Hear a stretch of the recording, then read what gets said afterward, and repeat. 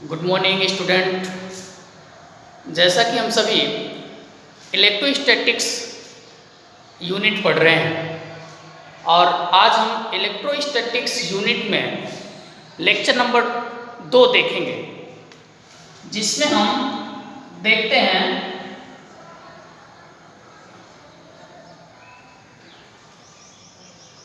Electronic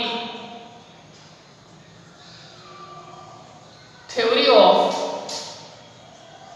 electric charge, अर्थात विद्युत आवेश का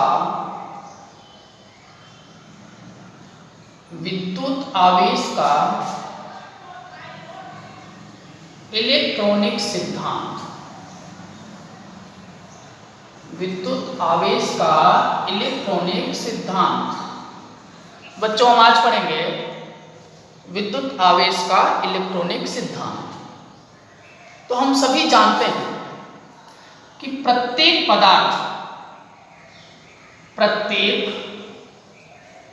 पदार्थ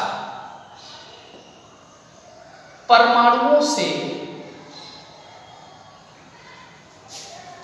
मिलकर बना है। इससे मिलकर बना है, परमाणुओं से मिलकर बना है। प्रत्येक परमाणु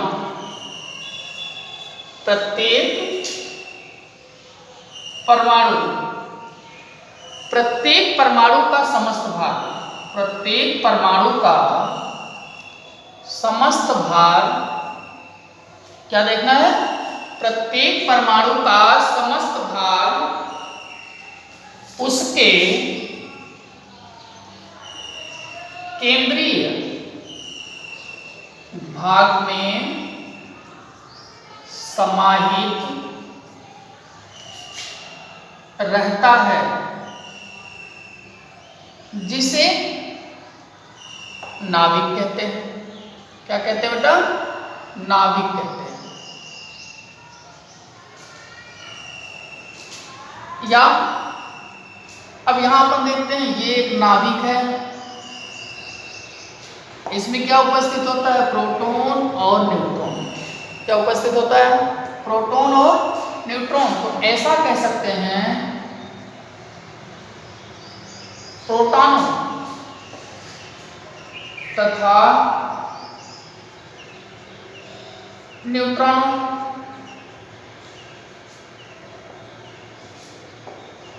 की संख्या क्या कहलाती है? न्यूक्लियॉन। क्या कहलाती है? न्यूक्लियॉन कहलाती है। ध्यान दें, न्यूक्लियॉन निश्चित है। अब न्यूक्लियॉन कहाँ उपस्थित होते हैं? नाभिक। इसी न्यूक्लियॉन को हम कह सकते हैं परमाणु भार। परमाणु भार क्या कह सकते हैं? परमाणु भार। परमाणु भार जिसको अपन ए से पढ़ते हैं। अब यहां देखें, प्रत्येक पदार्थ परमाणु से मिलकर बना है। अपन इसकी एक देखते हैं। जैसे सबसे पहले है परमाणु। परमाणुओं से बन गए अणु, अणुओं से तत्व और तत्वों से यौगिक और यौगिक से मिश्रण। यौगिक से क्या? मिश्रण। और यही मिश्रण किसका निर्माण कर देता है? पदार्थ का। तो निश्चित है परमाणु जो है पदार्थ की प्राथमिक इकाई है। कौन सी इकाई है? प्राथमिक इकाई। अर्थात सबसे छोटा परमाणु होता है जिसे हम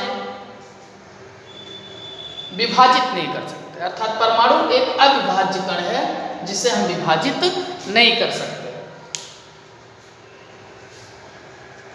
तो नोट करो, फिर से देखते हैं। प्रत्येक पदार्थ परमाणुओं से मिलकर बना है और प्रत्येक परमाणु का समस्त भाग उसके केंद्रीय भाग में समाहित है, जिसको क्या कहते हैं अपन? नाभिक। और नाभिक में क्या उपस्थित है? प्रोटॉन और न्यूट्रॉन। प्रोटॉन और न्यूट्रॉन, अर्थात प्रोटॉन और न्यूट्रॉन की जो संख्या होती है वो न्यूक्लियन कहलाती है और उसी न्यूक्लियन को हम परमाणु भार कहते हैं। नोट करें।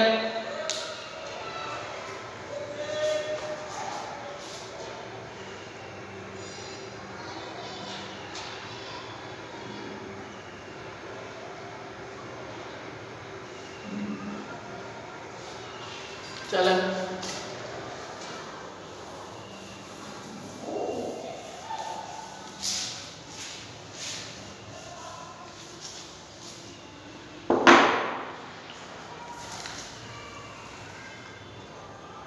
परमाणु। अब परमाणुओं को निर्मित करते हैं अपन। सबसे पहले मूल कणों के बारे में देखते हैं। मूल कण प्रारंभ में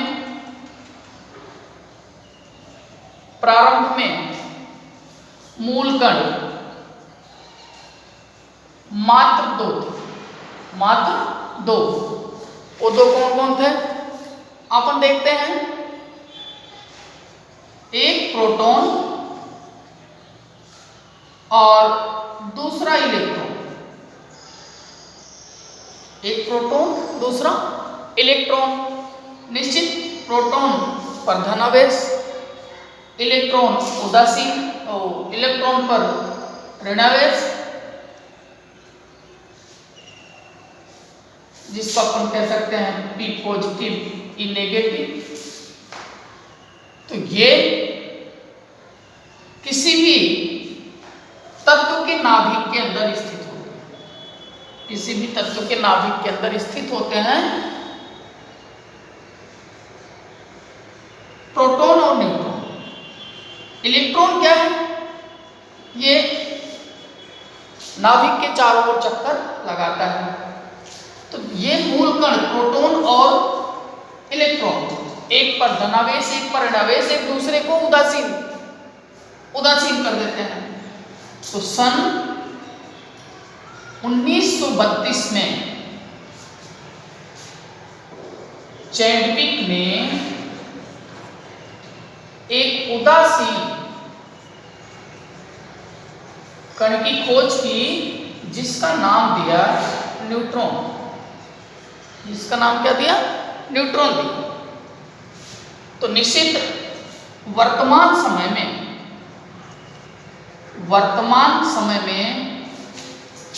मूल कणों की संख्या लगभग 30 से अधिक हो। पहले मूल कण कितने थे? Proton, electron. 1932 में खोज की उदासीन कण का, जिसका नाम रख दिया न्यूट्रॉन। इसी तरह से आज के परिवेश में देखा जाए तो वर्तमान समय में मूल कणों की संख्या 30 से अधिक है। अब जब भी हम इसको, जैसे अपने पास सोडियम है और अपने पास क्लोरीन, सोडियम का परमाणु क्रमांक 11, क्लोरीन का 17। इसको लिखते हैं 281, इसको लिखते हैं 287। तो बोरबरी के अकॉर्डिंग देखते हैं परमाणु की अंतिम कक्षा में अधिकतम 8 इलेक्ट्रॉन रह सकते हैं। और यहां देख रहे हैं तो एक इलेक्ट्रॉन एक्स्ट्रा है और इसमें एक इलेक्ट्रॉन कम है।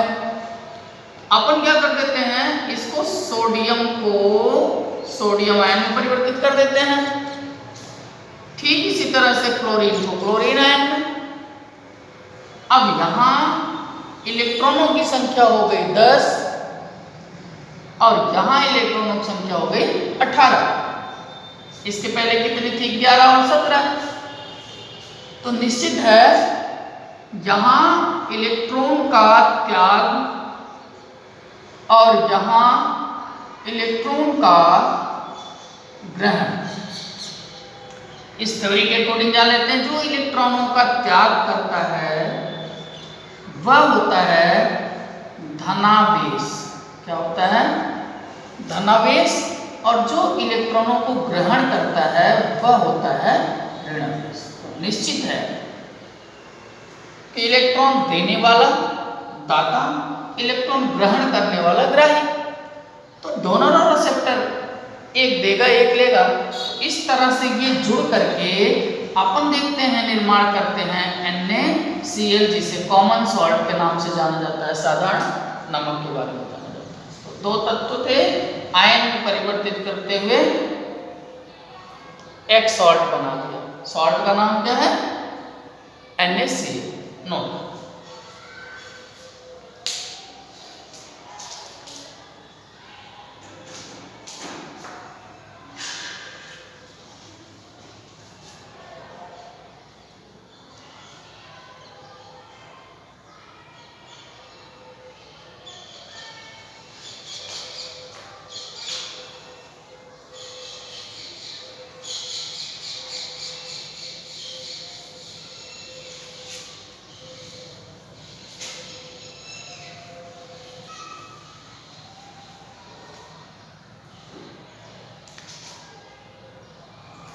some important statement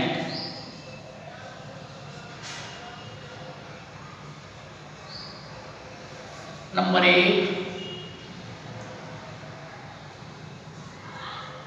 विद्युत आवेश। विद्युत आवेश विद्युत क्षेत्र एवं चुंबकीय क्षेत्र दोनों उत्पन्न करता है। और इसको समझते हैं कि विद्युत आवेश विद्युत क्षेत्र और चुंबकीय क्षेत्र दोनों उत्पन्न करता है। कैसे? अपन देखते हैं, मान लो ये एक आवेश है जो अभी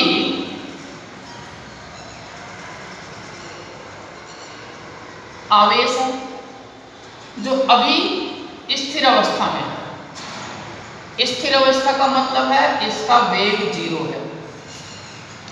तो स्थिर अवस्था का मतलब जिसका वेग 0 है और सिर्फ अपने को विद्युत क्षेत्र ही उत्पन्न करता है। क्या उत्पन्न करता है? विद्युत क्षेत्र। First condition.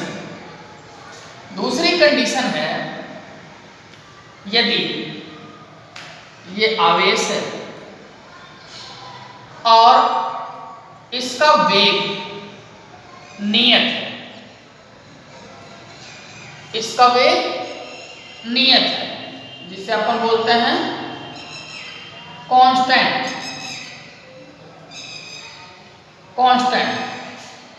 तो जब इसका वेग नियत है, इसका त्वरण 0 होगा, अर्थात इसे कह लेंगे समान वेग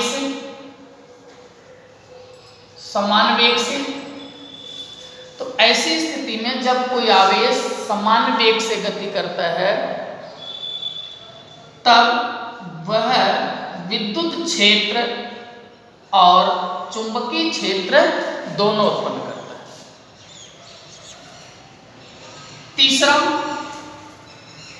तीसरा पॉइंट अपने पास है, यही आवेश यदि V नॉट इक्वल कांस्टेंट, अर्थात असमान वेग से चलता हुआ कण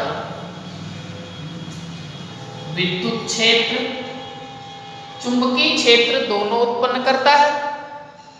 साथ साथ इसमें एक चीज बढ़ जाता है, वह है ऊर्जा का उत्सर्जन। क्या कर देता है बेटा? ऊर्जा का उत्सर्जन करता है। तो अपन देखते हैं विद्युत आवेश विद्युत क्षेत्र एवं चुंबकीय क्षेत्र दोनों उत्पन्न करता है। इसकी थ्योरी लिखेंगे अपन। जब कोई आवेश विराम अवस्था में है, अर्थात उसका वेग 0 है, तो केवल और केवल विद्युत क्षेत्र और जब आवेश एक नियत वेग से समान वेग से गतिमान है तो विद्युत चुंबकीय क्षेत्र, और जब वो असमान वेग से गतिमान है तो ऐसी स्थिति में विद्युत चुंबकीय के साथ ऊर्जा का उत्सर्जन भी करेगा। चलिए इसके लिए दूसरा पॉइंट देखते हैं। दूसरा पॉइंट क्या है? अपन दूसरा पॉइंट देखते हैं कि किसी कण के द्रव्यमान, किसी कण का द्रव्यमान आवेश जैसा व्यवहार नहीं करता है। बहुत अच्छा पॉइंट है कि किसी कण का द्रव्यमान आवेश जैसा व्यवहार नहीं करता है। अच्छा पॉइंट है। चलो देखें कैसे कि जब किसी कण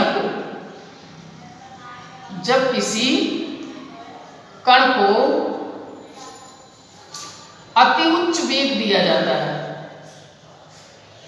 किसी कण को अति उच्च वेग देते हैं, तब द्रव्यमान परिवर्तित हो जाता है। द्रव्यमान परिवर्तित होता है। जैसे इसके लिए हम द्रव्यमान सापेक्षता सिद्धांत के अकॉर्डिंग देखते हैं, m = m0 1 + v²/c², जहां m0 स्थिर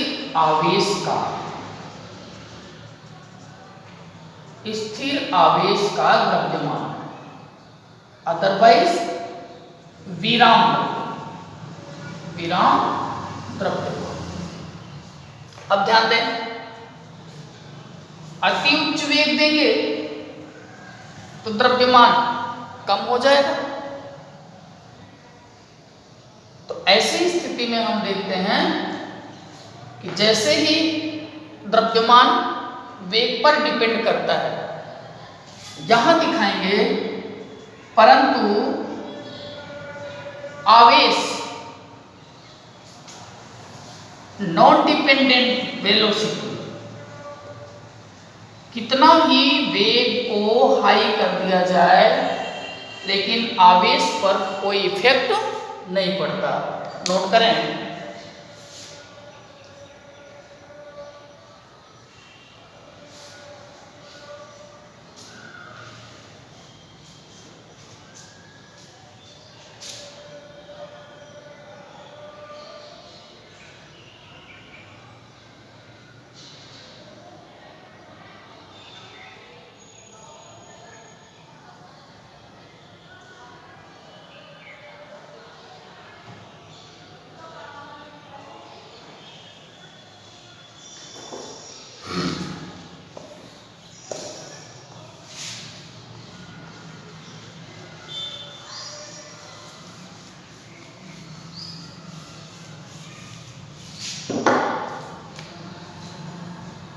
तीसरा पॉइंट, आवेश सदैव द्रव्यमान बद्ध रहता है। ध्यान दें कि आवेश जो है वो बिना द्रव्यमान के नहीं होता है। आवेश बिना द्रव्यमान के नहीं होता है, अर्थात बिना द्रव्यमान के आवेश का कोई अस्तित्व नहीं होता। परंतु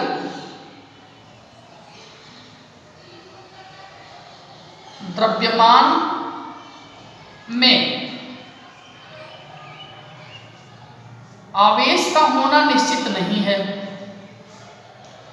लेकिन आवेश में द्रव्यमान का होना निश्चित है। अगर m belong to q but q not belong to m, जरूरी नहीं है कि द्रव्यमान में आवेश हो, लेकिन ये कंफर्म है कि प्रत्येक आवेश में द्रव्यमान होना निश्चित है। नेक्स्ट, तीसरा पॉइंट, आवेश सदैव द्रव्यमान बद्ध रहता है। नेक्स्ट है आवेश धनावेश व ऋणावेश दोनों होता है। धनावेश ऋणावेश दोनों होता है, जबकि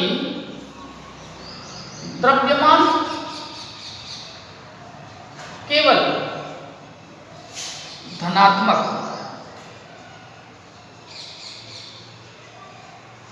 निश्चित है, द्रव्यमान में केवल धनात्मक है। पांचवा पॉइंट है इनमें समानता है। क्या है समानता? ये दोनों अदिश राशि, लिखते नहीं है लेकिन ये समानता दिखा देते हैं, दोनों अदिश राशि, क्योंकि दोनों में परिमाण और मात्रक की आवश्यकता होती है। नेक्स्ट पॉइंट है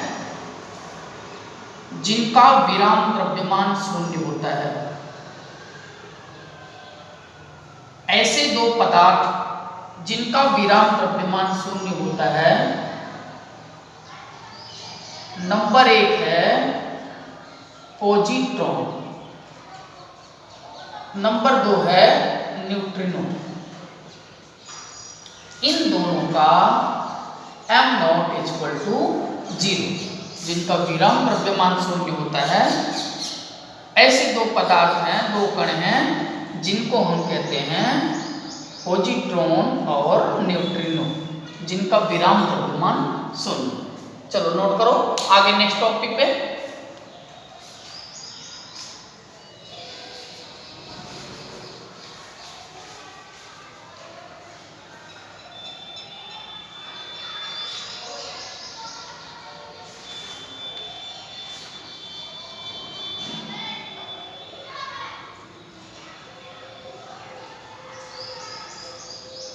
नेक्स्ट है गोल्ड लीफ इलेक्ट्रोस्कोप।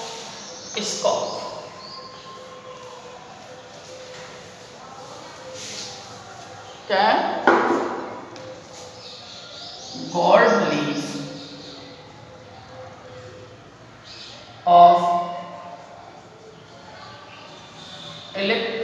इलेक्ट्रोस्कोप।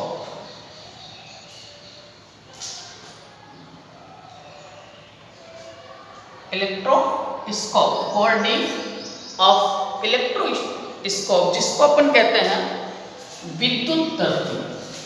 इसको क्या कह सकते हैं? विद्युत दर्शी, विद्युत दर्शी। चलो अपन इसके थ्योरी नहीं लिखते, इसको अपन समझते हैं। इसको समझने के लिए सबसे पहले अपन एक जार लेते हैं,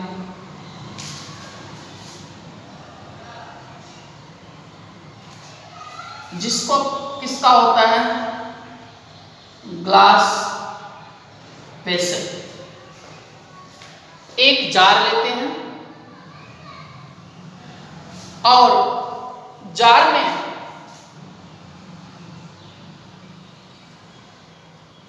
एक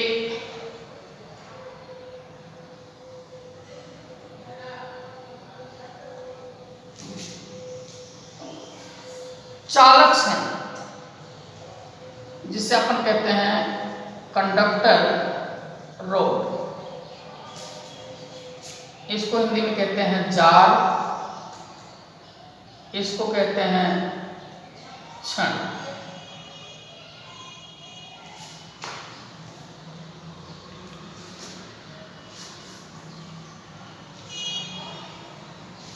उसके जस्ट हम इसके ऊपर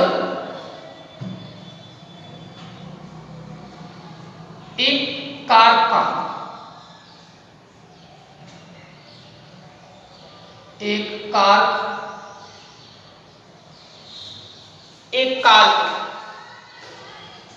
जिसको अपन कहते हैं रबर स्टॉपर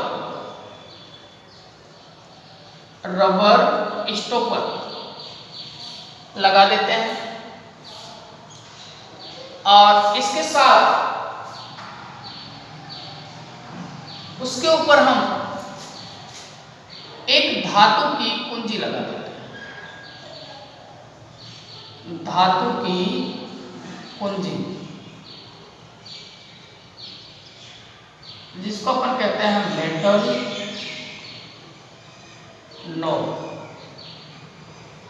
मेटल नोड, इसको अपन कह सकते हैं का। और इसी से अपन जोड़ देते हैं दो स्वर्ण पत्ती। क्या जोड़ देते हैं? दो स्वर्ण पत्ती, जिसको L से डिनोट करते हैं, इस को डिनोट करते हैं R से, इसको अपन डिनोट कर सकते हैं K से। और रबर स्टॉपर है, ठीक है, कार का टुकड़ा है। अब अपन क्या करते हैं कि यहां एक कांच की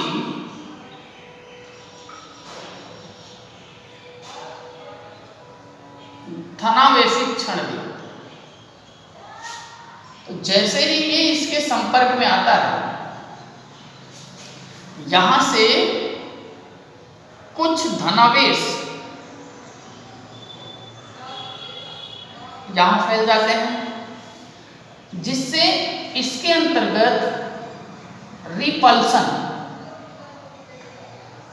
को कहते हैं अपन प्रतिकर्षण की घटना उत्पन्न होती है, क्योंकि सजातीय आवेश है और सजातीय आवेश एक दूसरे से प्रतिकर्षित होते हैं। हाँ, आवेश पे डिपेंड करता है इनका सिकुड़ना। जैसे ही दो विपरीत आवेश होंगे इनमें कोई सिकुड़न होगा, लेकिन अगर प्रेरण प्रभाव यहाँ पे विपरीत आवेश और यहाँ पे समान आवेश, विपरीत आवेश होने पर ये सिकुड़ जाएंगे और समान आवेश होने पे ये फैल जाएंगे। लेकिन ये चीज ध्यान दो, अगर प्रेरण प्रभाव है तो निश्चित है प्रेरण प्रभाव के कारण ये सिकुड़ने के बाद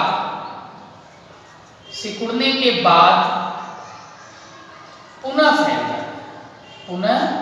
फैल जाए। एक बार फिर से देखते हैं हम क्या क्या लेते हैं। एक जार लेते हैं, जार में एक चालक छड़ लगाते हैं या मेटल छड़, धातु की छड़ लगाते हैं और उसके बाद उसके ऊपर, जार के ऊपर हम एक रबर स्टॉम्प कार को लगाते हैं और धातु की कुंजी लगाते हुए हम एक कांच की धनावेश, किसकी? कांच की धनावेश ऐसे तैयार करते हैं। पहले तो इसको तैयार किया, फिर धनावेश क्षण लाया तो हम देखे समान आवेश स्वर्ण पत्ती तक पहुंच गए और स्वर्ण पत्ती एक दूसरे में प्रतिकर्षित हो गई। तो ऐसी स्थिति में हम इलेक्ट्रोस्कोप का स्वर्ण पत्ती से आवेशों के कारण रिपल्सन और अट्रैक्शन दोनों देखते हैं। नोट करें।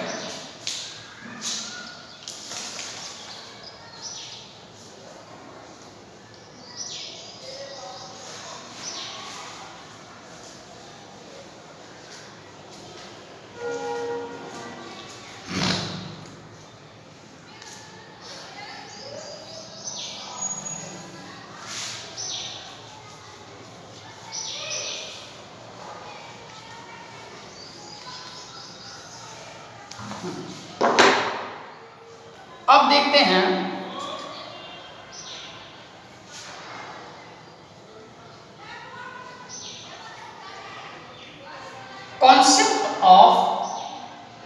concept of charging, अर्थात आवेशन की अवधारणा।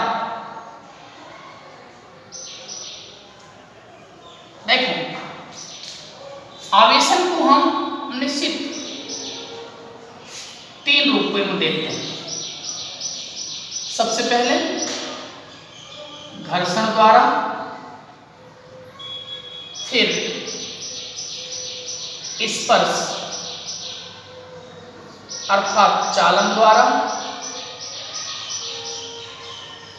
फिर अपन देखते हैं प्रेरण अर्थात बाइफ्रैक्शन,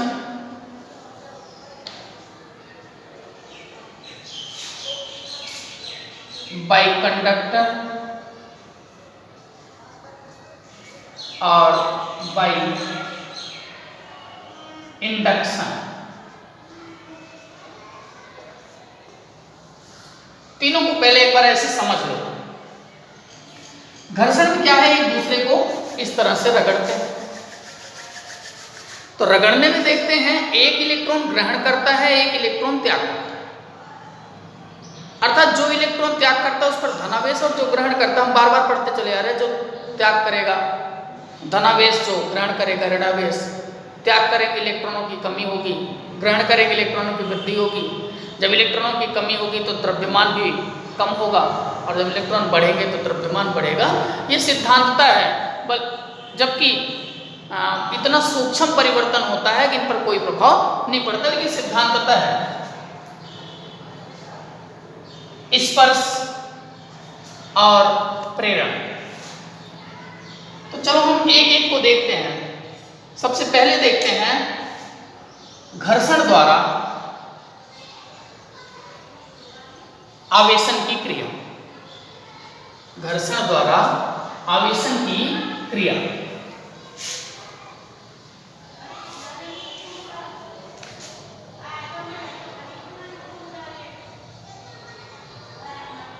घर्षण द्वारा आवेशन की क्रिया।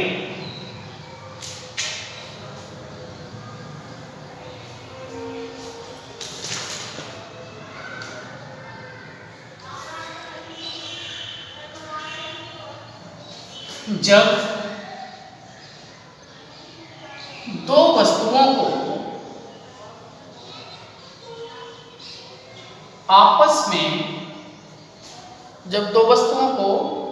आपस में रगड़ा जाता है तो एक वस्तु से कुछ इलेक्ट्रॉन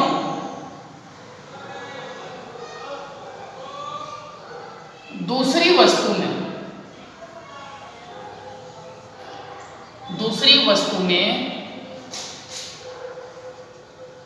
स्थानांतरित हो जाते हैं। एक वस्तु से दूसरी वस्तु में स्थानांतरित हो जाते हैं। यही घर्षण द्वारा आवेशन कहलाता है।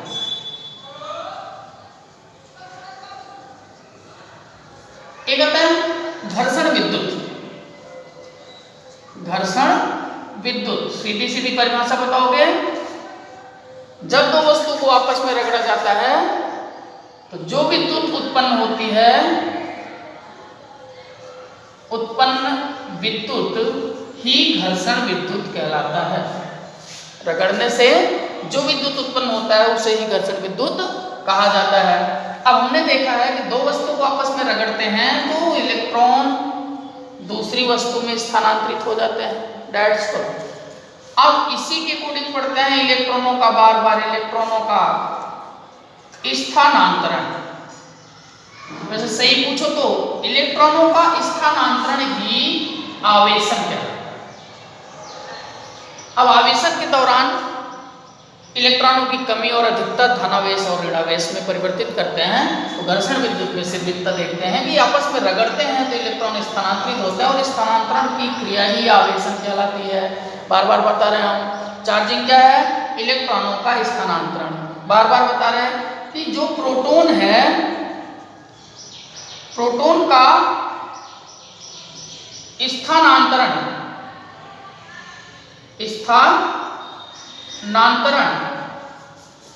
संभव नहीं है, संभव नहीं है। अब पूछेगा क्योंकि ये नाभिक के अंदर प्रबल बल से बंधे रहते हैं। कोई बार बार पूछेगा, जब ये प्रबल बल से बंधे हुए हैं तो निश्चित ये बाहर नहीं आएंगे, और जब बाहर नहीं आएंगे तो इनका लेन देन नहीं होगा, और लेन देन नहीं होगा तो अपन कह सकते हैं कि इनका स्थानांतरण संभव नहीं है। तो दूसरा अपन केस देखते हैं, ये तो नोट करो, घर्षण द्वारा आवेश।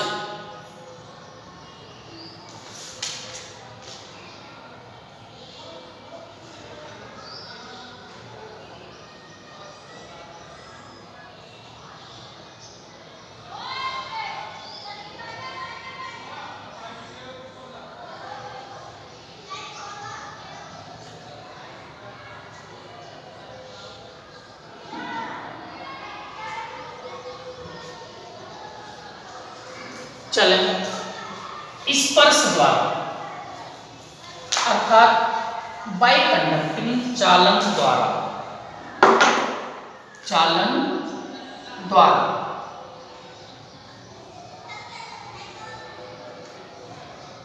सीधा सीधा है, अपने पास एक कुचालक स्टैंड है। कैसी स्टैंड है? कुचालक स्टैंड।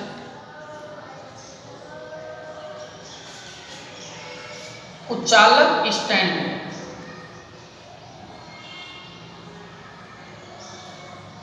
और इस पर अपन एक को लिखते हैं अनावेशित।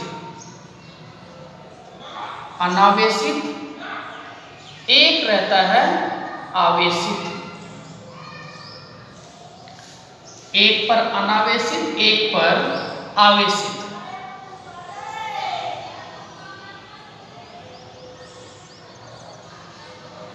अनावेशित और आवेशित। आवेशित में भी ये धनावेशित।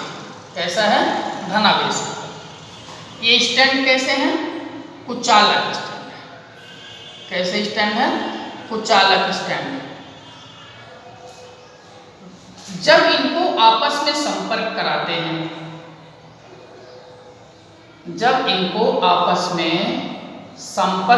हैं, तो संपर्क कराने से क्या देखते हैं अपन? यह आवेश एक दूसरे में संपर्क के माध्यम से बंटवारा हो जाता है, और बंटवारा होने के पश्चात अगर इन्हें हम अलग अलग करते हैं, इन्हें हम अलग अलग स्टैंड पर रखते हैं, फिर भी इन पर दोनों पर समान चार्ज उत्पन्न हो जाएगा। चलो देखते हैं। जैसे इसका है Q1 बराबर 0, इसका है Q2 बराबर Q। दोनों संपर्क में Q1 प्लस Q2 बाई 2। इसको दिखाएंगे अपन 0 प्लस Q बाई 2 अर्थात Q बाई 2। अलग कर दो, Q1 बराबर Q बाई 2 और Q2 बराबर Q बाई 2। तो ये तो है बाइकंडक्टर चालन, संपर्क द्वारा आवेशन। क्या कहोगे? जब दो वस्तुएं एक दूसरे के संपर्क से सीधे आवेश का स्थानांतरण करें, अर्थात संपर्क के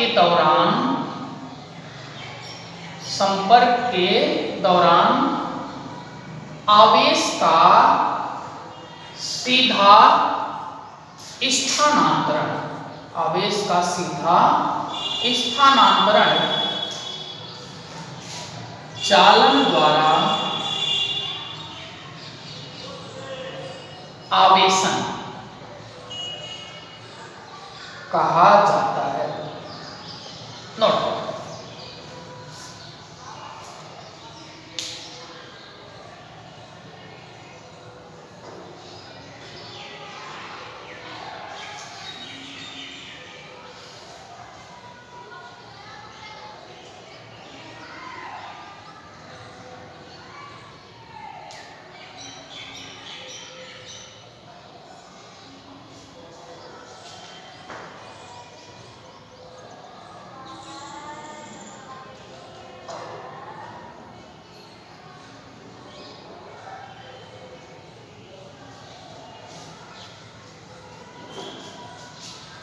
तीसरा पॉइंट लिखेंगे, प्रेरण द्वारा आवेशन, प्रेरण द्वारा आवेशन।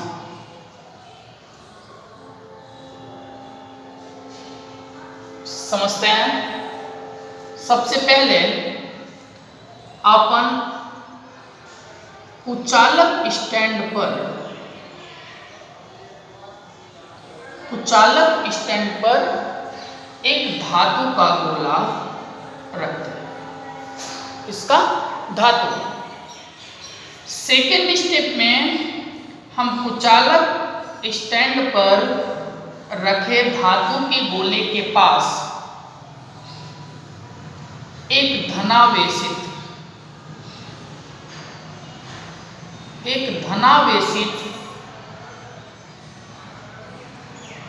कांच की छड़ ले आते हैं और देखते हैं कि P बिंदु पर ऋणावेश और Q बिंदु पर धनावेश, आकर्षण के कारण और प्रतिकर्षण के कारण, इस पर ऋणावेश, इस पर धनावेश। फिर अपन क्या करते हैं, तीसरी स्थिति में अपन क्या करते हैं, ये जो अपने पास धनावेश से कांच की छड़ है और ये अपने पास है ऋणावेश, इसको अपन क्या करते हैं, इस तरह से पृथ्वी से जोड़ देते हैं। तो ये जो धनावेश हैं इसमें चले जाते हैं। स्थिति ए, स्थिति बी, स्थिति सी। अब स्थिति बी में अपन क्या करते हैं, अगेन ट्राई। अब अपन क्या करते हैं, इस पे लगे हुए रॉड को तो रहने देते हैं, लेकिन इस पे जो लगा हुआ भूसंपर्क है, इसको कह सकते हैं भूसंपर्क, उसको हटा देते हैं। जैसे ही भूसंपर्क हटा देते हैं तो हम देखते हैं भूसंपर्क हटा लेने के पश्चात इस पर माइनस चार्ज P बिंदु पर रहता है। एट लास्ट कंडीशन में हम क्या करते हैं कि यहां से, इस स्टैंड से अब हम रॉड भी हटा लेते हैं, तो देखते हैं कि जो आवेश है वो निकाय में पूरी तरह से फैल जाता है, निकाय में पूरी तरह से फैल जाता है। तो इसे कहते हैं बिना स्पर्श किए, बिना स्पर्श किए अर्थात प्रेरण द्वारा आवेशन। पहले क्या किया, सर्वप्रथम एक कुचालक स्टैंड पर धातु का गोला, धातु का गोला, धातु का गोला रख करके हम कांच की छड़ के संपर्क में लाते हैं, तो देखते हैं कि जो कांच के छड़ के नजदीक है वहां ऋणावेश, अगर ये ऋणावेश है तो यहाँ धनावेश होगा, यहाँ ऋणावेश। आकर्षण प्रतिकर्षण देखना अपने को। तो यहाँ ऋणावेश और यहाँ धनावेश हो जाता है। फिर हम क्या करते हैं, इसको हम भू संपर्कित कर देते हैं। भू संपर्कित करने के बाद जो धनावेश है वो इसमें स्थानांतरित हो गए। अब भू संपर्क से हटा लेने के पश्चात ये स्थिति में आता है और इसको हटा लेने के पश्चात ये स्थिति में इसी प्रकार से हमने क्या किया है, धनावेश क्षण रखा है। इसी प्रकार आप स्वयं करेंगे ऋणावेश क्षण द्वारा। ऋणावेश क्षण द्वारा आवेशन को आप स्वयं लिखोगे कि ऋणावेश के द्वारा आवेशन कैसे होता है, ऋणावेश क्षण कैसे रखते हैं। ठीक इसी प्रकार से आप करके मुझे दिखाओ।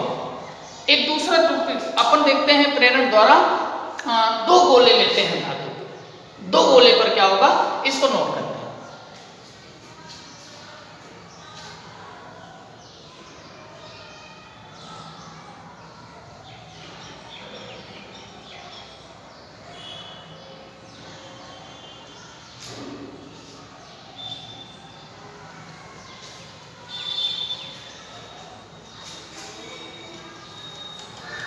चलो इसको देखें। अपन कुचालक स्टैंड पर इस तरीके से दो धातु के गोले रखते हैं। कैसा स्टैंड है, कुचालक। कुचालक स्टैंड पे दो धातु के गोले रखते हैं और धातु के गोले रख करके हम क्या करते हैं कि जैसे ही धातु का गोला रखते हैं और इन पर एक धनावेश क्षण, एक धनावेश क्षण ले आते हैं। जैसे इसको A, इसको B। तो धनावेश क्षण ले आकर देखते हैं जो A है वहां ऋणावेश और जो B है वहां धनावेश। ऋणावेश और धनावेश। ऐसी स्थिति पे फिर इनको हम क्या करते हैं, एक दूसरे के संपर्क में ले आने के पश्चात पहले संपर्क में कर दिया, अब इनको संपर्क से अलग करते हैं। संपर्क से अलग करेंगे तो संपर्क से अलग करने के पश्चात क्या होगा,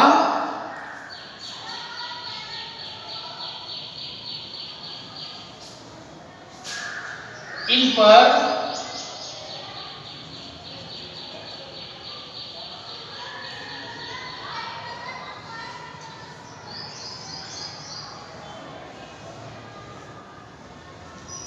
जैसे ही अपने क्षण हटाएंगे तो ये A पर ऋणावेश और B पर धनावेश स्थानांतरित। अब इन्हें अलग कर देंगे। अलग करने के पश्चात हम देखते हैं बिंदु A पर ऋणावेश और इस गोले पर धनावेश स्थानांतरित हो जाता है। ऐसी स्थिति में इसे प्रेरण द्वारा आवेशन कहा जाता है। बच्चों दैट्स ऑल, आज इतना ही। आगे के लेक्चर में हम पढ़ेंगे इलेक्ट्रिक चार्ज यानी विद्युत आवेश का मूलभूत गुण क्या है, basic properties of electric charge के बारे में हम नेक्स्ट वीडियो में देखेंगे।